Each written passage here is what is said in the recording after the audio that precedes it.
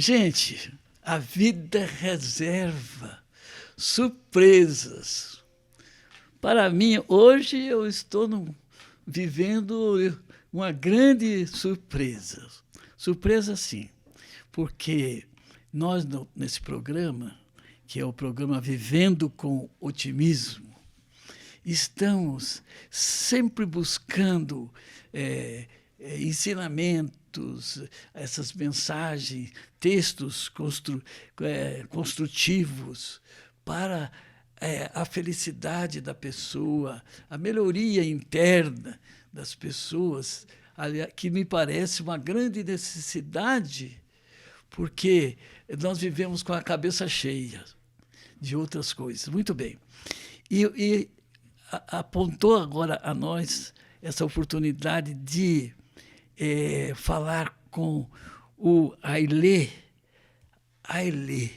meu querido amigo. Agora, o Ailê é uma cultura extraordinária. Se ele precisar falar aqui do nosso programa, haja tempo, porque é dia e noite, flui da cabeça dele, do coração dele,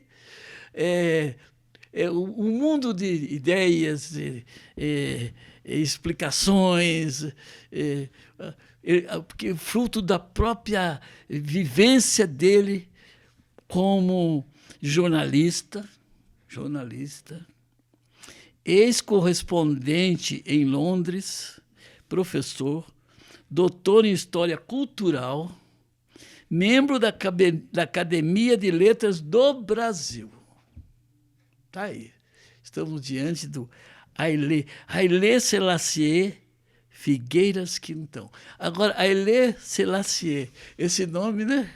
Eu me lembro quando eu era moço, assim, que uma vez esteve aqui no Brasil o imperador da Etiópia, mas ele estava, parece que, fugindo, porque uma pessoa lá da família dele estava tramando um golpe contra ele, sabe?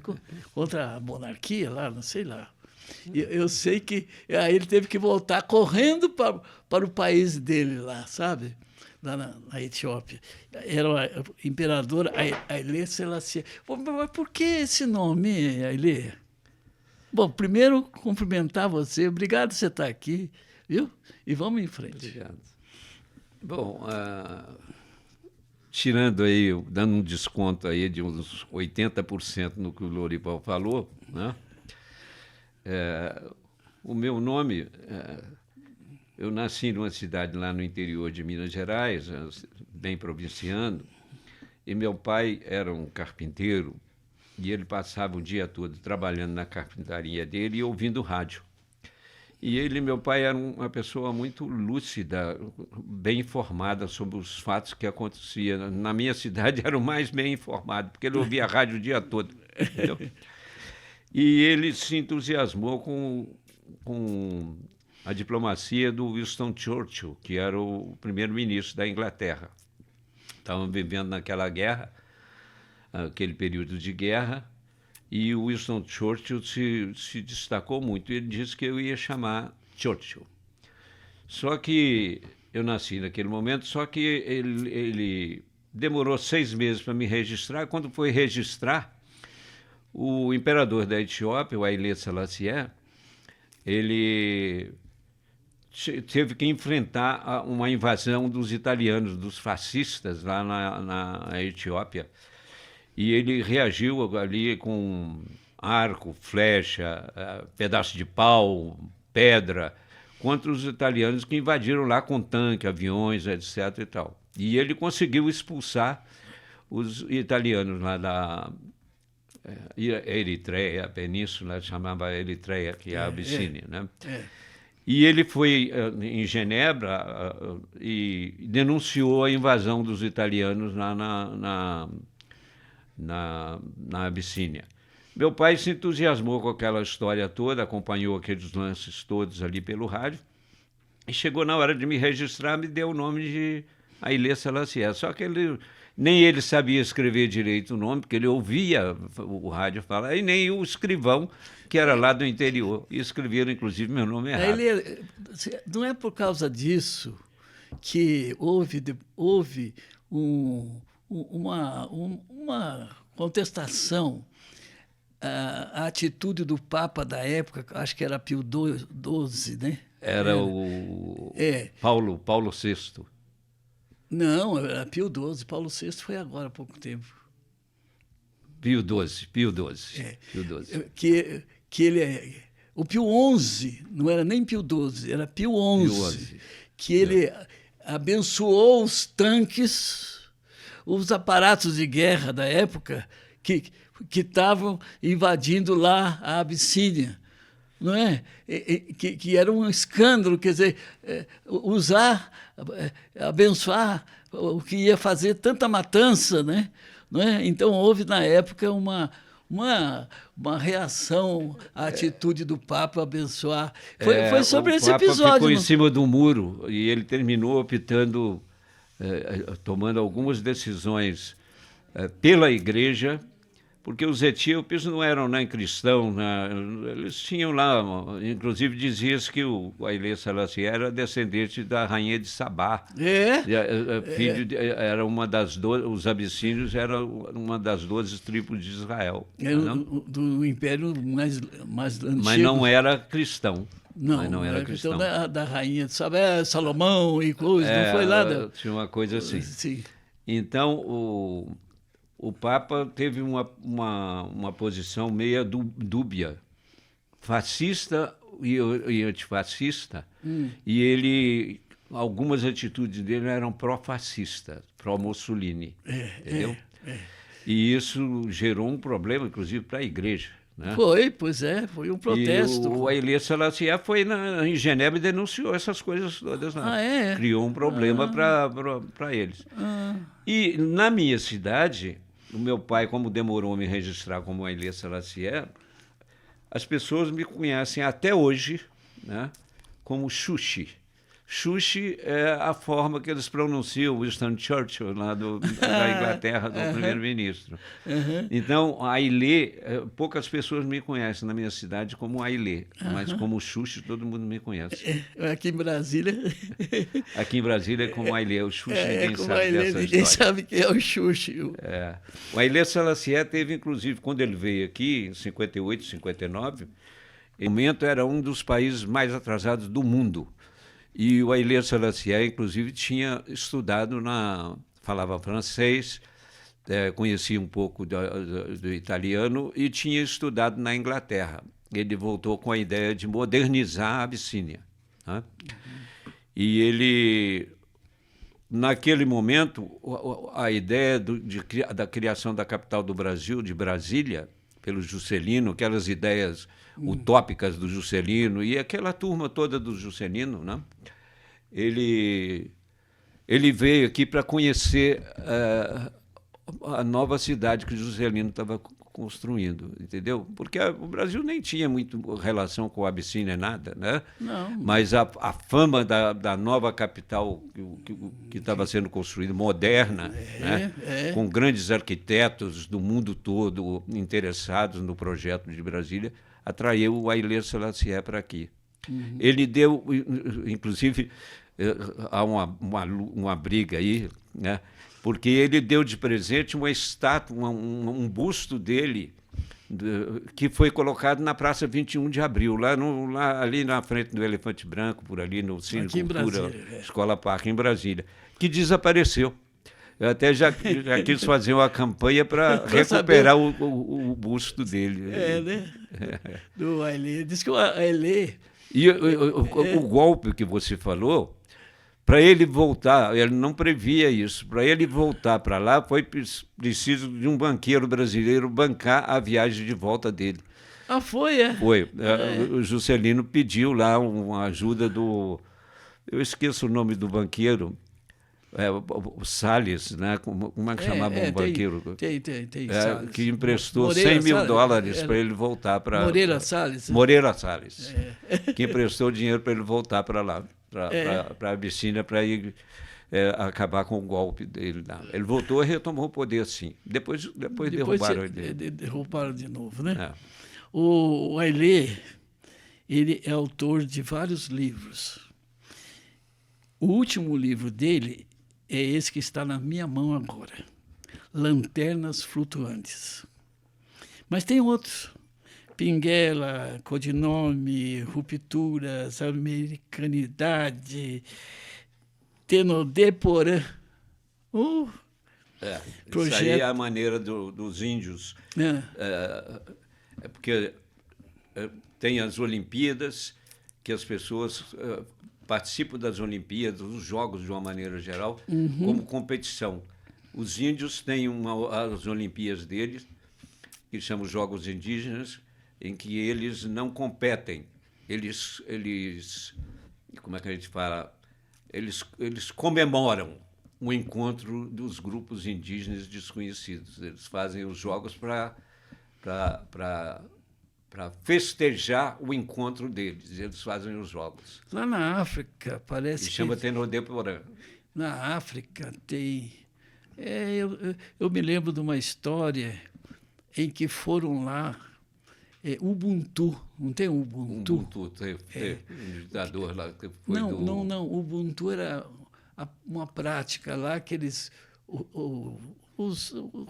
lá o pessoal que entrou lá fizeram lá uma festividade, puseram um prêmio lá no pé de uma árvore, e aí o primeiro que chegasse, né, lá numa competição receberia como prêmio aquilo que estava lá no pé da árvore, se não me engano. Eu sei que na hora lá o que ganhou não ia pegar, porque a cultura deles, essa que é o Ubuntu, né? A cultura deles era de coletividade. Sim. É mais ou menos isso que você entrou agora. Muito bem. Eles chamam celebração. Eles celebram. Projeto Clandestino, outro livro. Cidade Sem Pecado. Bom, Cidade Sem Pecado tem até um vínculo aqui de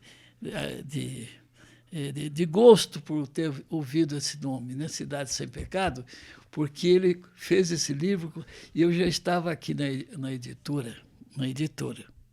E me lembro quando ele falava da terra dele lá, e tem um saudosismo, mas teve também uma solenidade lá, que eles receberam, a pessoa dele foi recebida lá. Tinha um colégio, ele me contou umas histórias, tinha padre no meio, não é? Como é que é? Tem o último livro agora, para terminar, Jornalismo Econômico, agora de 1900... Não, esse é mais antigo. Né? Bom, Cidade Sem Pecado, a sua terra lá, como é que é? Onde que é? Como é que foi? Como é que... Não sei se as pessoas estão acompanhando aí, mas a Cidade Sem Pecado foi o segundo livro meu. O primeiro foi Jornalismo Econômico, que é outra coisa, né? Mas esse livro foi editado aqui pelo Lorival. Ele tem aqui uma editora que está meio desativada por causa dessa contradição que existe entre o digital e o analógico, né? Estão resolvendo isso ainda na cabeça deles aqui, e tecnologicamente, né? Evidentemente. Mas o Cidade Sem Pecado foi um livro que retratava a migração alemã para uma região da Serra da Mantiqueira, no Caparaó, Serra do Caparaó, que é uma parte da Serra da Mantiqueira, onde está o Pico da Bandeira. Lá tem uma cidade fundada pelos alemães, e os alemães, quando chegaram lá, primeiro, não falavam português, segundo, as pessoas que moravam na região também não falavam alemão. Então, eles criaram um colégio para eles mesmos, né? Eles trouxeram alguma documentação da Alemanha, aqueles imigrantes. Eles foram plantar café ali naquela região, é uma região grande produtora de café por eles, e eles criaram um colégio por eles mesmos. Esse colégio, aos poucos, eles foram falando português. O Getúlio Vargas, em 1945, proibiu a fala de língua estrangeira no Brasil, essas coisas, educação e tal. E esse colégio se tornou um colégio famoso lá na região, né? Deu alguns governadores de Minas Gerais, deu senadores, deu deputados. E E ele pacificou a região, que era uma região muito violenta. A terra lá era ocupada por algumas pessoas que haviam lutado na Guerra do Paraguai. Então, o imperador destinou aquela terra lá para aquelas pessoas que, como prêmio para aqueles que lutaram na Guerra do Paraguai. Então, era uma região na divisa do Minas Gerais com o Espírito Santo, uma região conflituosa. E os alemães eram uma figura estranha na região quando chegaram lá. E na cidade vizinha, 7 quilômetros de lá, tinha uma colonização desse pessoal premiado pelo imperador e que era católico. E esse pessoal era protestante. Então havia ali, outra característica da região, havia ali uma guerra entre as duas cidades. O Alto Jequitibá era uma vila, Manhumirim era outra cidade, já era uma cidade. E ali se criou uma domesticação regional, um modelo de sociedade em que as pessoas, por exemplo, não fechavam, dormiam com a janela aberta, não havia crime, não havia nada disso. E eles eram protestantes, no princípio luterano, e depois passaram a ser presbiteriano. Hoje era conhecida como a cidade dos protestantes, pelo Juscelino Kubitschek, inclusive. Ele conhecia a cidade, ele citou isso em Nova York, numa conferência que ele fez, que ele teve na cidade dos protestantes, que eram os alemães que moravam. E eu estudei lá, tive o privilégio de ter acesso de estudar nesses colégios onde a educação era muito rígida. Era uma educação tinha um cunho religioso, um cenário religioso, mas era muito rígida. E quem editou o livro foi justamente o Lorival aqui. Mas Cidade Sem Pecado. É sem pecado por quê? Porque, primeiro, as pessoas eram muito religiosas. E, segundo, tinha uma educação rígida, uma formação tradicional, conservadora, entendeu? Não tinha escravidão lá, não. Essa história não chegou lá. E os ensinamentos eram muito pacíficos, né? Ninguém brigava com ninguém lá, não tinha conflito de ninguém. Porque aquela violência que existia originalmente foi incorporada no processo de educação, no processo civilizatório que os alemães introduziram na região. Entendeu? Bom, mas vamos falar do seu novo livro aqui, né? Lanternas Flutuantes. Lanternas Flutuantes. Do que se trata mesmo esse livro, hein? Esse livro, veja bem, a vida da gente, a gente não percebe isso, a gente acha que a vida da gente é aquela formada na escola, né? No cotidiano você faz o primeiro grau, segundo grau, né? Vestibular, universidade, depois faz o diabo aí, o doutorado, as coisas assim, que não tem muita relação com a vida cotidiana. A vida cotidiana é essa que nós vivemos, nos relacionamos uns com os outros. Nessa relação uns com os outros, nós aprendemos muito mais do que na universidade, porque nós aprendemos a amar o próximo, a odiar também, né? Porque nossa autonomia, nossa vaidade é tão grande, nós queremos um mundo sempre só para nós, né? Não queremos dividir o mundo. Essa relação, a gente aprende na cotidianidade, com os amigos, né? Na família, na igreja, no colégio. É um ponto de encontro com o nosso trabalho aqui, né? Sim. De levar otimismo, esperança às pessoas, uma construção interior das pessoas, né? Sim, é uma construção aí, né? De uma comunidade humana. Né? Sem essa relação, não adiantava você fazer universidade, ser profissional, ser médico, ser advogado, não adiantava nada. Você precisa descobrir você e descobrir o espaço que você ocupa com os seus e o espaço dos outros, para você conviver em sociedade. A comunidade só existe na convivência. Né? Você vê a guerra na Ucrânia agora, da Rússia, você vê aquelas pessoas são altamente qualificadas do ponto de vista intelectual. Um quer tomar o território do outro. Como é que pode, não é? Como é que pode um negócio desse? Tem espaço para todo mundo. No Brasil, por exemplo, nós temos uma densidade demográfica aqui baixíssima. Né? Você vê, nós temos 8 milhões e 500 de quilômetros quadrados, né? Uma população de 210 habitantes. Parece aqui. que era 800, era entendeu? 200 milhões, agora ficou em 200 e pouco. Diminuiu um pouco. Ainda bem que o brasileiro não tem essa cultura de querer se expandir. Mesmo na Guerra do Paraguai... A Guerra do Paraguai, o Brasil não tomou, trocou território, porque ele ganhou uma parte do Mato Grosso, mas entregou também uma parte lá do Paraná, do coisa ali para os paraguaios. Eu soube do acontecimento, diz que Dom Pedro, né?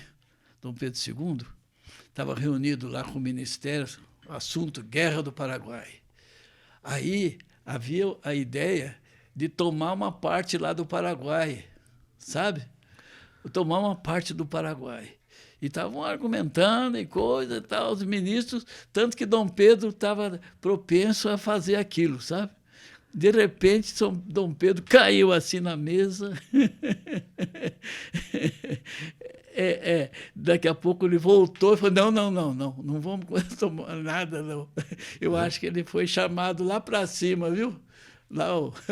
O Dom Pedro era muito lúcido. Pois é. Ele era muito lúcido. Era. Inclusive, lá o Uruguai, o Brasil teve uma briga com a Argentina, porque o Uruguai, pelo tratado lá de... Não era de Tordesilhas, era o Tratado de Madrid, o Uruguai passou a pertencer ao Brasil. E houve um momento que a Argentina queria tomar o Uruguai para ela, entendeu? E o Brasil teve a guerra de Rosas, né?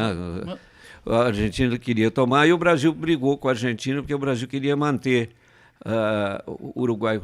O Uruguai terminou, nessa história toda, o Uruguai terminou independente. Não é? Né? E o Brasil cedeu normalmente o Uruguai.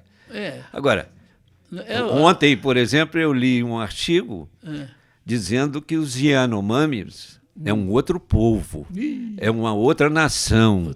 Muito diferente. Então, nós temos aí uma titica aí pela frente, que essa briga lá dos Yanomami, dos garimpeiros com o índio, etc. e tal, aquilo ali tem outras conotações que não são abordadas por esses nossos políticos aqui no cotidiano. Entendeu? Tem abordagens culturais, entendeu? Mas do outro lado está a Venezuela, né? Então, qualquer tentativa de independência ali, provavelmente vão dizer que é uma invasão venezuelana, né? As pessoas... Mas a Cidade Sem Pecado é isso, né? Então, a Cidade Sem Pecado conta a história dessa educação que nós tivemos lá num internato, era um internato, que tinha lá quase 2.000 estudantes, filhos daquelas famílias todas por aquela região ali, daquela região contestada. Desse livro. Mas vamos falar desse livro novo seu, o Antenas Flutuantes. O que contém esse livro? Esse livro foi inspirado num escritor francês muito conhecido no final do século passado, no início do século passado, chamado Marcel Proust, que escreveu 7 livros que ele chamou a coleção dos 7 livros de Memórias do Tempo Perdido. Então, é muito curioso isso, porque ele desenvolveu um conceito que era da memória involuntária. O tempo perdido era aquilo, provavelmente, que tinha sumido, aquilo que tinha vivido, aquilo que tinha acabado, e ele foi retomando aquilo na memória, voluntariamente, aquilo aparecia na cabeça dele, ele ia escrevendo, escreveu 7 volumes disso aí. Né? E, ao escrever isso aí, ao escrever esse livro, eu tomei não só a memória involuntária, que são minhas lembranças, por exemplo, Cidade Sem Pecado é uma memória voluntária. Eu quis escrever aquilo, que aquilo estava registrado. Mas a Lanternas Flutuantes é uma memória involuntária, que surgia provocativamente, querendo que eu escrevesse, que eu registrasse aquilo que já tinha passado, né? Então, só que quando eu fui escrever isso, eu tinha lido um poeta alemão chamado Hölderlin, Heinrich Hölderlin, e ele dizia o seguinte, que a vida é poética. Viver é uma viver a existência, primeiro é um privilégio, segundo é poético. Tá? Então, como viver é poético? E ele conta histórias de amigos dele, aquela história. Então, eu rememorei fiz algumas leituras, evidentemente, e apareceu para mim que essa ideia de que a convivência cotidiana é uma construção humana e existencial. Nós aprendemos conosco, vivendo cotidianamente os problemas, as alegrias, etc. e tal. E o Hölderlin chamava isso de poética, a vida é poética. Tanto que o subtítulo aqui, Habitando Poeticamente o Mundo. Bem escolhido. Nós habitamos poeticamente esse mundo. Né? Evidentemente que o Putin não habita esse mundo poeticamente. Né? Ele é de outro mundo. A organização do Estado, na verdade, desviou o sujeito dele mesmo, porque ele institucionalizou a existência do sujeito, quando a existência do sujeito é uma existência poética. Né? Isso. Então, o Lanternas Flutuantes, eu tomei 6 personagens, né? Personagens com perfis distintos, que me ensinaram coisas que me desprovincializaram, entendeu? Porque com um personagem eu aprendi a relação social, a classe social. Como é que é a convivência das classes sociais? O Marx dizia que as classes sociais viviam em conflito, né? O livro aí não adota essa metodologia. Pelo contrário, as classes sociais se entendem, né?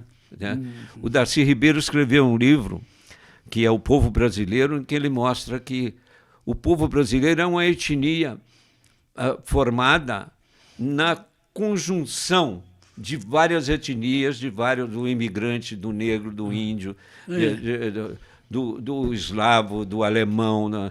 Então, isso fez surgir nos trópicos um povo com características muito próprias. Então, Lanternas Flutuantes tem 6 personagens. Tem 6 personagens.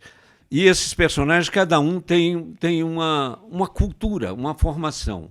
Então, um é uma formação aristocrática, o outro é uma formação religiosa, o outro tem uma cultura primitiva indígena, né? que o Darcy Ribeiro chama de povo enraizado. O outro é um personagem que é uma música, porque o livro trata de 6 mulheres com quem eu convivi, né? Não foram nem amantes nem minhas mulheres, né? Foram pessoas, algumas foram minhas namoradas, outras não foram amigas, né? Mas com todas elas eu aprendi alguma coisa. Eu cresci na convivência com essas pessoas. Como, por outro lado, também elas cresceram comigo, né? Então, Lanternas Flutuantes são essas pessoas que convivem com a gente, que transmitem para a gente, dão o caminho para a gente. Sim, quando a gente tem dúvida sobre aquilo que a gente elas vêm e colocam as coisas no lugar, oferecem alternativas. São lanterninhas que nos dão alguma luz a respeito de alguma coisa. De alguma coisa. Não é? Que nos enriquece a vida, né? Não é? Porque... A história é embasada numa festa que tem na Tailândia, que chama a Festa das Lanternas Flutuantes. Sim. Em que os tailandeses, a um momento, os tailandeses acendem aquelas lanternas lindas que tem lá, e eles colocam no rio ou no mar, e outras lanternas eles põem fogo e elas sobem. Então, o Lanternas Flutuantes quer ocupar o espaço do meio. É um espaço vazio, né? Que é o espaço existencial. É dentro desse espaço, entre as lanternas que flutuam no mar e as que flutuam no ar, existe um espaço vazio, sombrio, que ninguém descreve, que é o sujeito. O sujeito, que ele convive com mas é bom falar com quem sabe. Oh, meu Deus, essa cabecinha aí do Haile Selassie. Mas, olha, conviver ouvi-lo, ele se mostra a gente. Não se impressiona, porque o Lorival exagera. Gente, mas ele consegue arrancar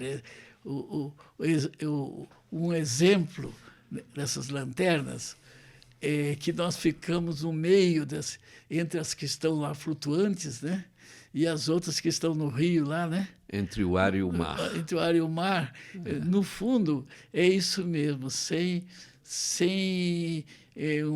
um apoio, sem algo de se apoiar suficientemente para uma vida feliz.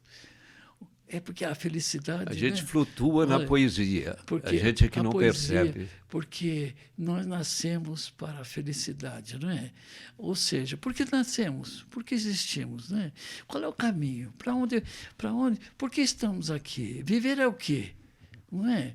Não é verdade? É verdade. Agora, você vê que essa promessa do céu, promessa da felicidade, é tão antiga, né? Até aquelas civilizações lá no Egito, quando tinha tantos deuses, né? E outros lugares, veio depois, né? Na história.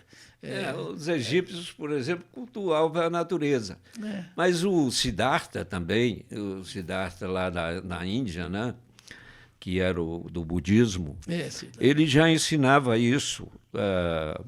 O Spinoza também, no Ocidente, também ensinava isso, que a nossa relação com o mundo, com as coisas do mundo, nós somos parte desse mundo. O mais moderno, né, que parece de muito respeito, é o Jung, né? O Jung tem... O Carl Jung. O Carl Jung é o que disse, que é o que me advertiu aí. Há algo lá. Algo lá. E ele tinha uma frase nesse sentido na porta da casa dele. Há algo lá. Isso. Quer dizer, não é só isso, a materialidade da existência, mas há algo lá dentro do indivíduo, que é a poesia, a sacralidade. Parece que o Goethe estava mal, acho que já para morrer. Aí ele disse assim, mehr Licht, né, que quero mais luz, mais luz. Quer dizer, é uma tendência própria nossa de nos remodelarmos, nos avançarmos, conseguirmos progresso sobre nós mesmos. Descobrir onde está esse tesouro que está lá, né? Está lá, que você fala.